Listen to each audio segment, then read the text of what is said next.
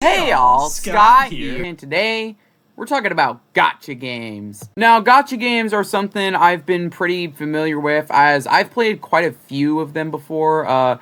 The main ones I've played was like mobile games like Cookie Run Kingdom and Marvel Strike Force, just to name a few examples, and of course the topic of today's video.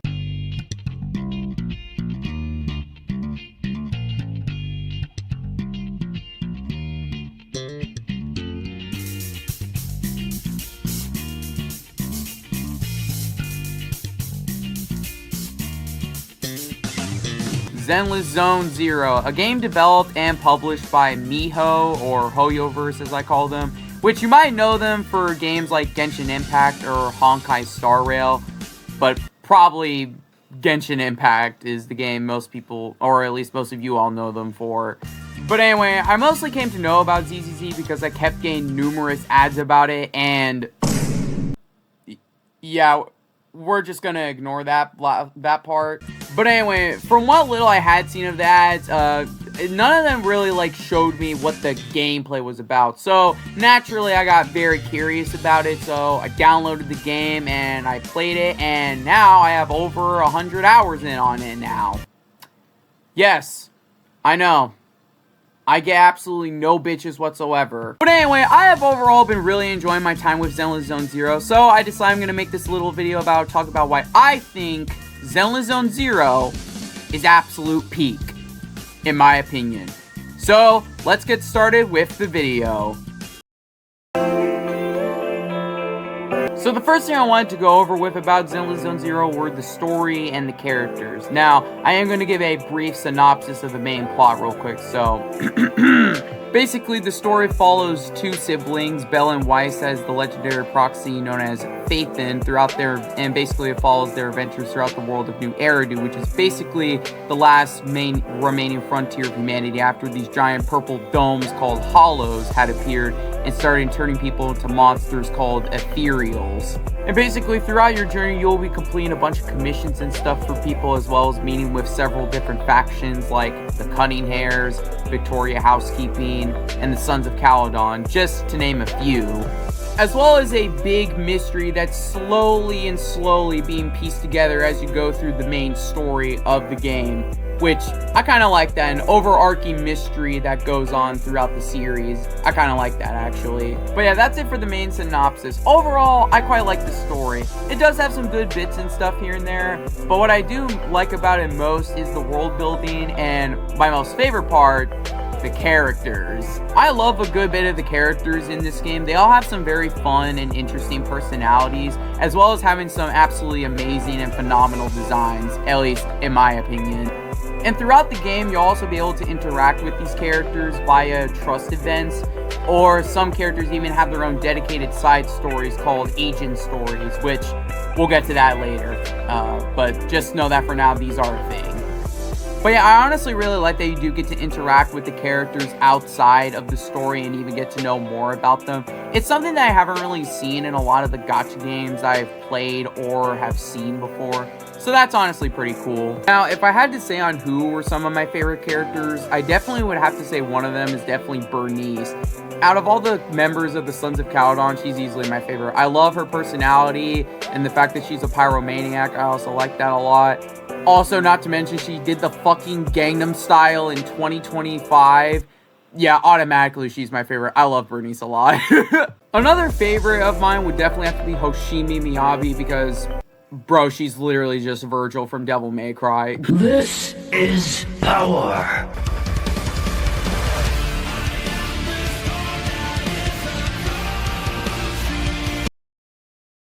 That, and I also think it's really funny how she'll prioritize training over like meetings for her actual job and shit. That's really funny to me.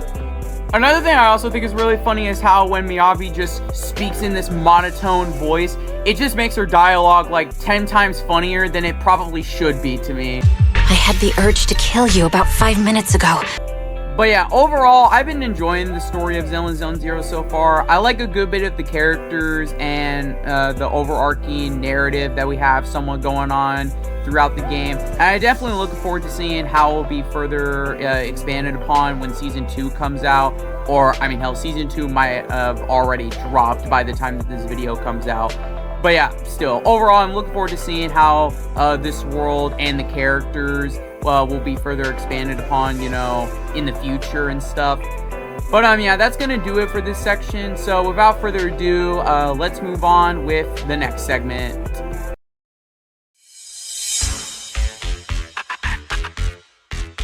Now, we can finally get into the real meat and bones of this game, the gameplay and the visuals. Now, in terms of gameplay, what actually is Zenless Zone Zero in terms of video game genres? Well, my dear viewers, it is a combination of one of the greatest video game genres ever, a hack and slash game, and also a little bit of a daily life sim game. That and it just looks cool as hell.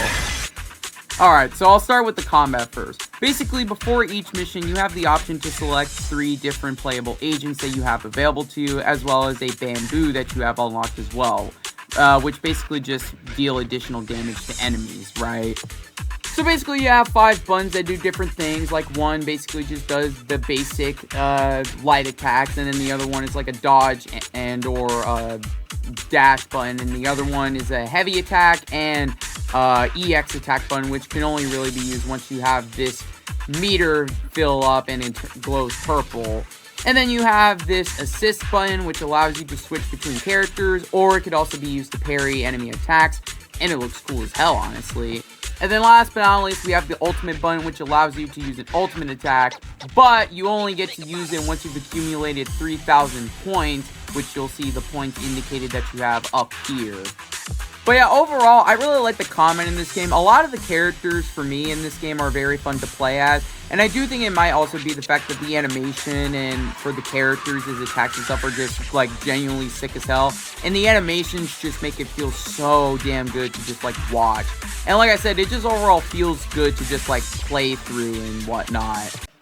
Now, outside of the combat segments, we would have what I would like to call the daily life sim segment of the game, where basically you kind of just get to explore new Eridu and just do whatever, like go to the newsstand and read the latest news, or do a little scratch card to like maybe get some extra currency, or you could visit the ramen shop and eat some ramen, or get some coffee, or run the video store that you own, or maybe go to the local arcade, or meet up with some of the agents and stuff.